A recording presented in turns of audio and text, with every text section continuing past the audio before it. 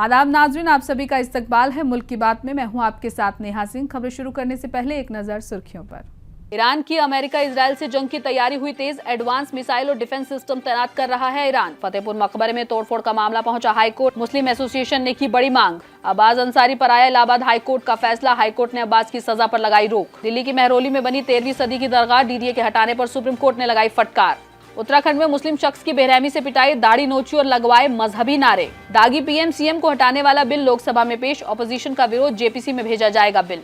दिल्ली की सीएम रेखा गुप्ता पर हमले की कोशिश, पुलिस ने मुलजिम को लिया हिरासत में। वोटर अधिकार यात्रा का तीसरा दिन, राजेश राम बोले, कहा एसआईआर के नाम बड़े पैमाने पर हुआ फर्जीवाड़ा।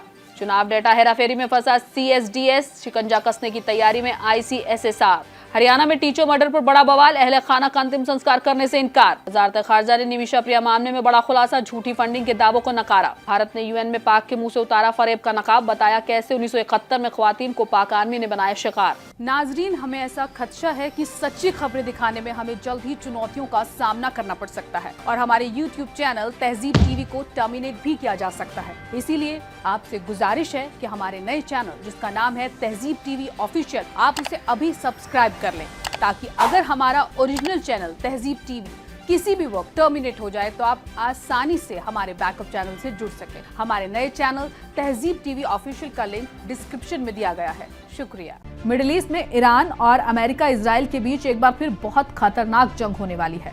दरअसल ईरान की तरफ से अब एक और बड़ी चेतावनी जारी की गई है। तेहरान ने इजराइल अमेरिका के साथ जंग के लिए एडवांस मिसाइल और डिफेंस सिस्टम की तैनाती शुरू कर दी है और किसी भी पल ईरान इजराइल अमेरिका के साथ एक तबाहकुन जंग में दाखिल हो सकता है। ईरान की इस खतरनाक चेतावनी के बाद इजराइल अमेरिका बुरी तरह से बौखला गए हैं। ईरान ने वाज़ेह तौर पर पूरी दुनिया के सामने इजराइल और अमेरिका को चेता दिया है कि उसकी मिसाइलें इजराइल और अमेरिका को दहलाने के लिए पूरी तरह से तैयार है, जिसके बाद एक्सपर्ट्स ये इम्कान जाहिर कर रहे हैं कि पूरी दुनिया ईरान इजराइल के बीच अब तक के सबसे घातक जंग की गवाह बनने वाली है। 2 महीने पहले ईरान और इजराइल अमेरिका के बीच बहुत घातक लड़ाई देखने को मिली थी, जिसके बाद सीज फायर हो गया था। अब बीते कुछ दिनों से ईरान अमेरिका इजराइल की तरफ से ऐसे बयान आ रहे हैं कि जिससे साफ वाजे हो रहा है कि अब मिडिल ईस्ट में एक और दिल दहला देने वाली जंग वजूद में आने वाली है। एक्सपर्ट्स काफी वक्त से इशारा दे रहे हैं कि इजराइल और अमेरिका अंदर खाने लंबे वक्त से ईरान पर फिर एयर स्ट्राइक की तैयारी कर रहा है। इस बात का खुलासा खुद न्यूज़वीक की खबर से हुआ, जिसमें बताया गया कि अमेरिका ईरान पर हमला कर सकता है और ईरान जाहिर तौर पर एक बड़ी जवाबी कार्रवाई की तैयारी में है। अमेरिका ने हाल ही में डिएगो गार्सिया में अपनी मिलिट्री की तैनाती में इजाफा कर दिया। सैटेलाइट के जरिए जारी हुई तस्वीरों से इस बात का पता चलता है। तस्वीरों में F-15 fighter jet, V-52 bombers और नेवल जहाजों की मौजूदगी देखी गई है। इन्हीं तमाम इंटेलिजेंस की बुनियाद पर अब ईरान भी तेजी से जंग की तैयारी कर रहा है। ईरान इंटरनेशनल की खबर के मुताबिक ईरान के डिफेंस मिनिस्टर ने आज कहा कि तेहरान ने इजराइल के साथ जून में हुई 12 दिनों की जंग में इस्तेमाल की गई मिसाइलों की तुलना में अब ज्यादा कुव्वत वाली खतरनाक मिसाइलों की एक नई जनरेशन तैयार की है। इन मिसाइलों को दुश्मन के साथ होने वाली जंग के लिए तैनात किया जाएगा। सरकारी मीडिया के मुताबिक डिफेंस वजीर ब्रिगेडियर जनरल अजीज नसीर जादे ने कहा कि आज हमारे पास कई बेहतर कुव्वत वाली मिसाइलें हैं और अगर इजरायली दुश्मन कोई भी गलती करता है तो हम मुमकिन तौर पर इजराइल के खिलाफ घातक मिसाइलों का इस्तेमाल करेंगे, जिससे उन्हें नानी याद आ जाएगी। नसीर जादे ने आगे कहा कि हमारा टारगेट सिर्फ इजराइल ही नहीं बल्कि उसका हामी अमेरिका भी है। 2 माह पहले जून में ईरान ने जो इजराइल पर कहर बर्पा किया वो तो कुछ भी नहीं था। असल कयामत तो अभी इजराइल अमेरिका को दिखना बाकी है। इसके साथ ही ईरान अटैक के साथ साथ अपने डिफेंस की भी तैयारी कर रहा है। खबर है कि ईरान ने रूसी S-400 AIR डिफेंस सिस्टम की तैनाती कर दी है और कामयाबी टेस्ट भी किया है, जिससे इजराइल की रातों की नींद उड़ गई है। सैटेलाइट तस्वीरों से मिले खुफिया मालूमात से तस्दीक हुई है कि ईरान ने इफ्सहान में S-400 ट्रायम्फ सिस्टम का टेस्ट किया है। इन तमाम बातों से ये साफ हो गया है कि ईरान और इजराइल के बीच किसी भी वक्त खतरनाक जंग छिड़ सकती है। अमेरिका इजराइल के लिए सबसे बड़ा खतरा ईरान का न्यूक्लियर प्रोग्राम है, जो जून में तबाह हुआ था। लेकिन अब ईरानी न्यूक्लियर प्रोग्राम फिर से रफ्तार पकड़ रहा है, जिसे लेकर अमेरिका इजराइल में फिर बौखलाहट पैदा हो गई है। यही वजह है कि अपने न्यूक्लियर प्रोग्राम और अपने मुल्क की साख को बचाने के लिए ईरान सीना तान कर अमेरिका इजराइल के सामने खड़ा हुआ है और खुली चेतावनी दे रहा है कि ईरान मुंह तोड़ जवाब देने के लिए पूरी तरह से तैयार है। फतेहपुर के अबू नगर में स्थित नवाब अब्दुल समद के मकबरे में तोड़फोड़ की वारदात की जांच सीबीआई से करवाने और उत्तर प्रदेश के आला पुलिस अफसरों के खिलाफ कार्रवाई करने के लिए हाईकोर्ट में एक रिट याचिका दायर की गई। हाल ही में उत्तर प्रदेश के फतेहपुर के अबू नगर में नवाब अब्दुल समद के मकबरे में हिंदूवादी भीड़ ने तोड़फोड़ की थी। इस वारदात के बाद इलाके में फिरकेवाराना तनाव फैल गया था। अब मुंबई वाक़िया ख्वाजा गरीब नवाज एसोसिएशन की तरफ से इस मामले पर हाई कोर्ट में एक रिट याचिका दायर कर दी गई है। साथ ही साथ इस वारदात के लिए उत्तर प्रदेश के चीफ सेक्रेटरी, डीजीपी और दीगर आला अफसरों के खिलाफ कार्रवाई की मांग की गई है। रिट में कहा गया है कि फतेहपुर के मकबरे में तोड़फोड़ की वारदात एक प्री प्लान साजिश के तहत अंजाम दी गई थी। उत्तर प्रदेश के मऊ सदर हल्के से एमएलए रहे अब्बास अंसारी की दरख्वास्त पर इलाहाबाद हाईकोर्ट की सिंगल डिवीजन बेंच ने फैसला सुना दिया है। उत्तर प्रदेश के मऊ सदर हल्के से सुहेलदेव भारतीय समाज पार्टी के एमएलए रहे अब्बास अंसारी की दरख्वास्त पर इलाहाबाद हाईकोर्ट में जस्टिस समीर जैन की सिंगल डिवीजन बेंच ने फैसला सुना दिया है। अब्बास अंसारी की सजा पर हाईकोर्ट ने रोक लगा दी है। इस फैसले के बाद अब मऊ सदर हल्के में उप इंतखाब नहीं होगा। अब्बास अंसारी की तरफ से वकील उपेंद्र उपाध्याय ने दलील पेश की, जबकि यूपी हुकूमत की तरफ से महा अटॉर्नी अजय कुमार मिश्रा और अपर महा अटॉर्नी एमसी चतुर्वेदी ने दलीलें पेश की। उन्होंने MP MLA special court Mau के फैसले पर रोक लगाने की मुखालफत की। याद रहे कि सन 2022 के असेंबली इंतखाब में अब्बास ने एक जलसे के दौरान अफसरों का हिसाब किताब करने का बयान दिया था। इस बयान के बाद भारत इंतखाबी आयोग ने मुकदमा दर्ज करवाया। इस मामले पर 31 मई को फैसला आया और 1 जून को असेंबली सचिवालय ने मऊ सदर सीट को खाली करार दे दिया। सुप्रीम कोर्ट ने मेहरौली में मौजूद दरगाह हजरत आशिक उल्लाह और बाबा फरीद चलगाह को लेकर डीडीए को फटकार लगाई है और कहा है कि आप 13वीं सदी की इमारत को कैसे गिरा सकते हैं। सुप्रीम कोर्ट ने मेहरौली में मौजूद दरगाह हजरत आशिकुल्लाह और बाबा फरीद चलगाह को गिराए जाने के मामले में डीडीए को कड़ी फटकार लगाई है। अदालत ने कहा कि 13वीं सदी की स्मारक को कोई कैसे गिरा सकता है। अदालत ने यह भी कहा कि वहां किसी किस्म की तब्दीली या तौसीह नहीं होनी चाहिए। मामले का निपटारा करते हुए अदालत ने मजहबी मकाम को तोड़ने पर सख्त नाराजगी जाहिर की और कहा कि एएसआई को इस तारीखी इमारतों की मरम्मत और रेनोवेशन की निगरानी करनी चाहिए। मध्य प्रदेश की राजधानी भोपाल में सख्त इख्तलाफ होने के इम्कान है। इंतजामिया ने 2 मस्जिदों को नोटिस जारी किया, जिसके बाद मुस्लिम तंजीमें नाराज हो गई और सड़कों पर उतरने की बात कर रही हैं। उधर वक्फ बोर्ड ने हाईकोर्ट का रुख किया है।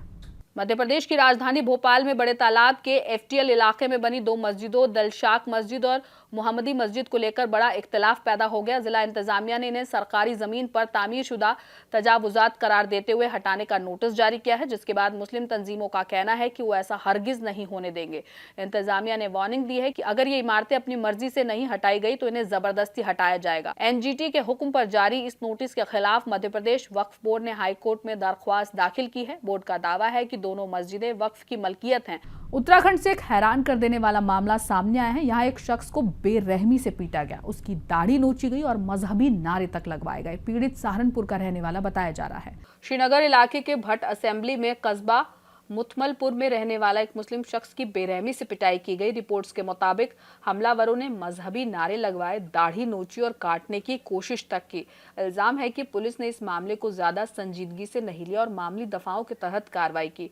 असल में रिजवान मलिक 4 दिन पहले अपनी कार से उत्तराखंड के श्रीनगर इलाके में पहुंचे थे। वहां एक ढाबे पर चाय पीते वक्त मौजूद 3 उपद्रवियों ने न सिर्फ बुजुर्ग शख्स के साथ मारपीट की, बल्कि मजहबी नारे लगवाए और दाढ़ी को खींचते हुए काटने की कोशिश की। वजीर आजम, वजीर आला और वजीरों को संगीन इल्जामात लगने के बाद ओहदे से हटाने वाला बिल आज अमित शाह ने लोकसभा में पेश किया। कांग्रेस, समाजवादी पार्टी समेत तमाम अपोजिशन जमातों ने इस बिल की सख्त मुखालिफत की। कांग्रेस ने इस बिल को पूरी तरह से तबाहकुन करार दिया, जबकि अमित शाह ने कहा कि बिल को जेपीसी के पास भेजा जाएगा। बिल में यह तजवीज पेश की गई है कि अगर किसी वजीर आला, वजीर आजम या वजीर पर संगीन इल्जामात हैं तो उनकी गिरफ्तारी होती है तो 30 दिन जेल में रहने के बाद 31वें दिन उसे इस्तीफा देना होगा या फिर उसे बर्खास्त कर दिया जाएगा। लोकसभा में अमित शाह के बिल पेश करने के बाद अपोजिशन ने सख्त शोरगुल मचाया। कांग्रेस, समाजवादी पार्टी समेत पूरे अपोजिशन का एहतजाज देखा गया, जिसके बाद सदन की कार्रवाई मुलतवी करनी पड़ी। अमित शाह ने कहा कि दागी सीएम, पीएम और वजीरों को हटाने वाला बिल जेपीसी के सामने गौर के लिए भेजा जाएगा। कांग्रेस एमपी मनीष तिवारी ने इस बिल को पूरी तरह से तबाहकुन बताया। उन्होंने कहा कि हिंदुस्तान का संविधान कहता है कि कानून की हुकूमत होनी चाहिए और उसका उसूल यह है कि जब तक गुनाह साबित ना हो जाए तब तक शख्स बेगुनाह है। ये बिल उस उसूल को बदलने की कोशिश कर रहा है। इस बिल के जरिए एक इंतजामी एजेंसी का अफसर वजीर आजम का बॉस बन जाएगा। बिल की मुखालिफत करते हुए AIM-IM के MP असदुद्दीन ओवैसी ने कहा, मैं जम्मू कश्मीर रीऑर्गेनाइजेशन तरमीमी बिल 2025, यूनियन टेरिटरी हुकूमत तरमीमी बिल 2025 और संविधान 130वां तरमीमी बिल 2025 को पेश किए जाने की मुखालिफत करता हूं। यह हुकूमत चुनने के हक को कमजोर करता है। दिल्ली की CM रेखा गुप्ता पर एक शख्स ने सिविल लाइंस में सरकारी रिहाइशगाह पर आवामी समाअत के दौरान हमला करने की कोशिश की। उन्हें कई थप्पड़ मारे गए और उनके बाल भी पकड़े गए। जराये के मुताबिक हमलावर 35 साला शख्स है। अवामी समाअत के दौरान शख्स अपने हाथों में कुछ दस्तावेज लेकर आया था। इसी दौरान उसने CM पर हमले की कोशिश की। बीजेपी जराये का कहना है कि हमले के तार आम आदमी पार्टी से जुड़े हो सकते हैं। अभी आम आदमी पार्टी की तरफ से कोई रद्द-ए-अमल नहीं आया है। फिलहाल पुलिस ने हमलावर को हिरासत में ले लिया है। मुलजिम को पुलिस सिविल लाइंस थाने लेकर गई है। CSDS महाराष्ट्र चुनाव के वोटर लिस्ट डाटा में हेराफेरी के इल्जामात की वजह से विवादों में है। Indian council of social science research ने भ्रामक डाटा देने और ग्रांट कवायद की खिलाफ वर्जी पर उसे कारण बताओ नोटिस जारी करने की बात कही है। महाराष्ट्र चुनाव के वोटर लिस्ट से जुड़े आंकड़ों की हेराफेरी की वजह से centre for the study of developing societies विवादों के घेरे में है। Indian council of social science research ने भ्रामक डाटा देकर ग्रांट नियमों की खिलाफ वर्जी को लेकर इसके खिलाफ कारण बताओ नोटिस जारी करने की बात कही है।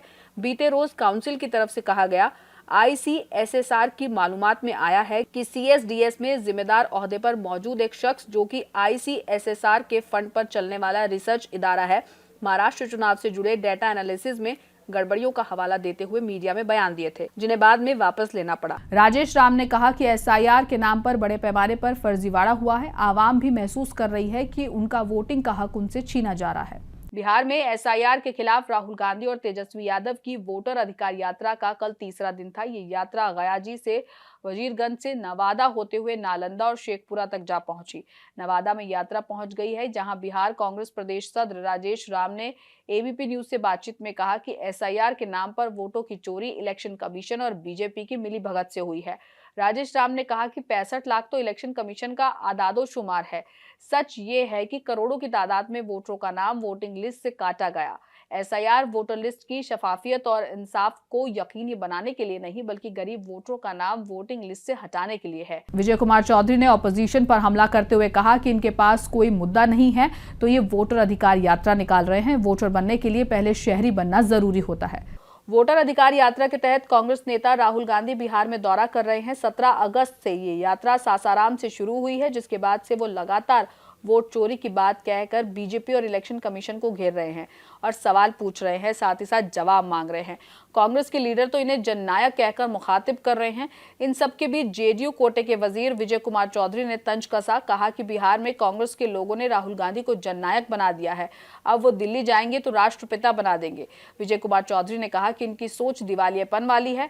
सही सोच का आदमी इस तरीके से बात नहीं कर सकता। इनके पास कोई मुद्दा नहीं है तो ये वोटर अधिकार यात्रा निकाल रहे हैं। भिवानी में खातून टीचर मनीषा की मौत पर शदीद बवाल हो गया। परिजनों ने कत्ल का इल्जाम लगाया है और अंतिम संस्कार से इनकार कर दिया है। भिवानी और चरखी दादरी में 3 दिन के लिए इंटरनेट भी बंद कर दिया गया है। खातून टीचर मनीषा की मौत को लेकर जिले में बवाल बढ़ता जा रहा है। इंतजामिया जहां इसे खुदकुशी बता रही है, वहीं परिजनों का कहना है कि साजिश के तहत खातून टीचर का कत्ल किया गया।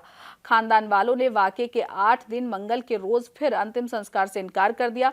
मंगल की सुबह मनीषा के वालिद ने कहा कि उनकी बेटी खुदकुशी नहीं कर सकती। इंतजामिया के दबाव के सबब हम संस्कार करने पर राजी हो गए थे। इंतजामिया ने धरना कमेटी के जरिए दबाव बनाया था। वहीं जिला इंतजामिया ने भिवानी और चरखी दादरी में 3 दिन के लिए इंटरनेट बंद करने के हुक्म दिए। मंगल को हजारों लोग सड़कों पर निकलकर एहतजाज करने लगे।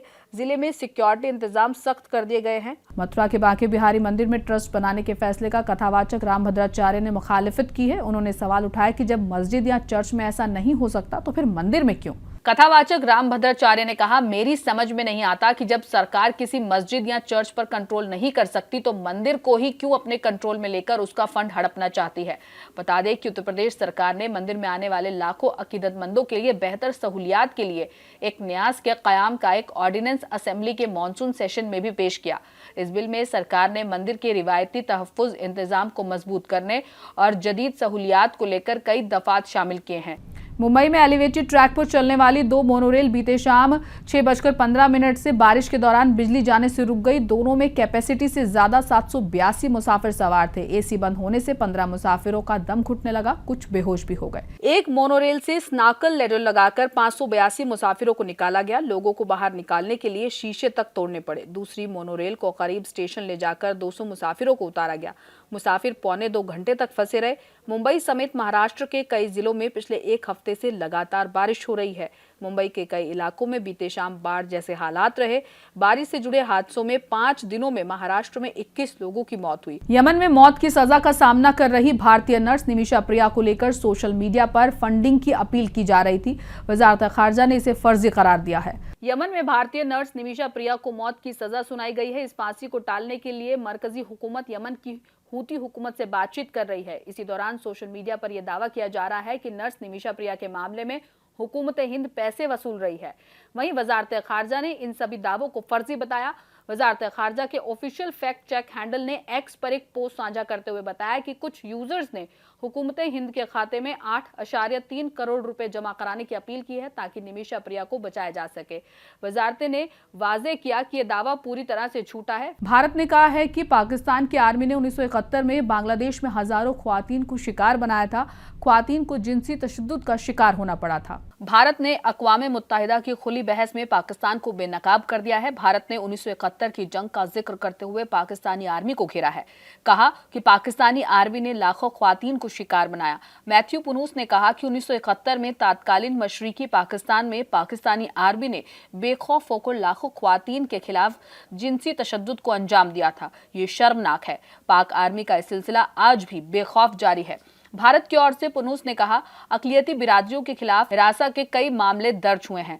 हजारों कमजोर ख्वातीन और लड़कियों का बड़े पैमाने पर अगवा किया गया। जबरन विवाह, जिनसी तशद्दुद और जबरन मजहब तब्दीली की खबरें भी सामने आई।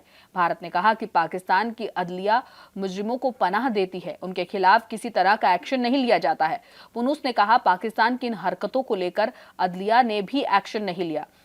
सितम ज़रीफ़ी ये है कि जो लोग इस जराइम को अंजाम देते हैं वो खुद को इंसाफ का देवता बताते हैं। नाज़रीन, मुल्क की बात में आज के लिए बस इतना ही। मुझे दीजिए इजाज़त। आदाब।